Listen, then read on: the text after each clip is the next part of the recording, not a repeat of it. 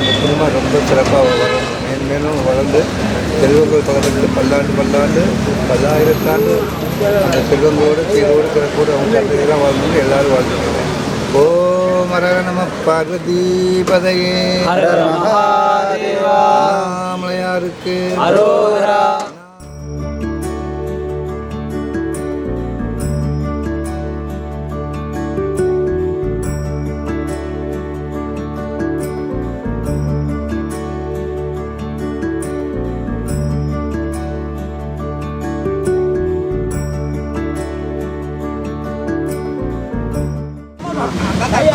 நன்றி. சாப்பாடு 30 ரூபா கொடுத்துருக்காங்க. ரொம்ப ரொம்ப நன்றி. இது ஆசிரமம் மேலும் மேலும் வந்து பெரிய ரமணாசிரமம் கீழே வரணும்னு என்னோட ஆசை, நான் வாழ்த்துறேன், பாராட்டுறேங்க சாமி. சரிங்களா? ஓம் பித்ருகணாய வித்மஹே ஜகத்தாரிணி தீமஹி தன்னோ பித்ரு பிரச்சோதயாத். ஓம் पितृगणाय विद्महे जगत्धारिणी धीमहि तन्नो पितृ प्रचोदयात्. ॐ पितृगणाय विद्महे जगत्धारिणी धीमहि तन्नो पितृ प्रचोदयात्. ॐ पितृगणाय विद्महे जगत्धारिणी धीमहि तन्नो पितृ प्रचोदयात्. ॐ पितृगणाय विद्महे जगत्धारिणी धीमहि तन्नो पितृ प्रचोदयात्.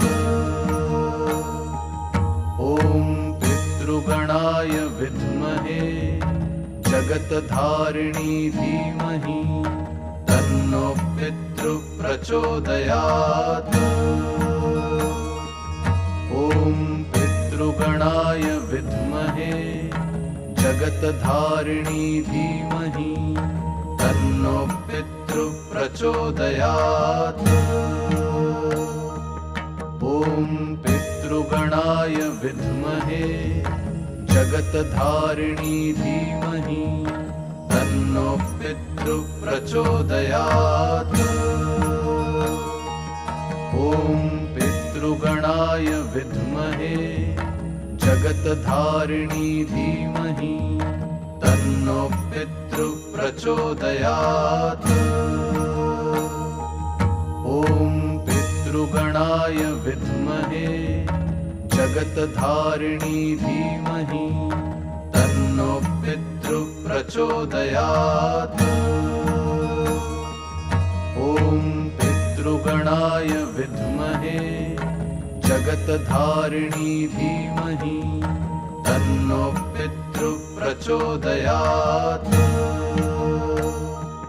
ॐ पितृगणाय विद्महे जगत्धारिणी धीमहि तन्नो पितृ प्रचोदयात्. ॐ पितृगणाय विद्महे जगत्धारिणी धीमहि तन्नो पितृ प्रचोदयात्. ॐ पितृगणाय विद्महे जगत्धारिणी धीमहि तन्नो पितृ प्रचोदयात्. ॐ पितृगणाय विद्महे जगत्धारिणी धीमहि तन्नो पितृ प्रचोदयात्. ॐ पितृगणाय विद्महे जगत्धारिणी धीमहि तन्नो पितृ प्रचोदयात्. ॐ पितृगणाय विद्महे जगत्धारिणी धीमहि तन्नो पितृ प्रचोदयात्.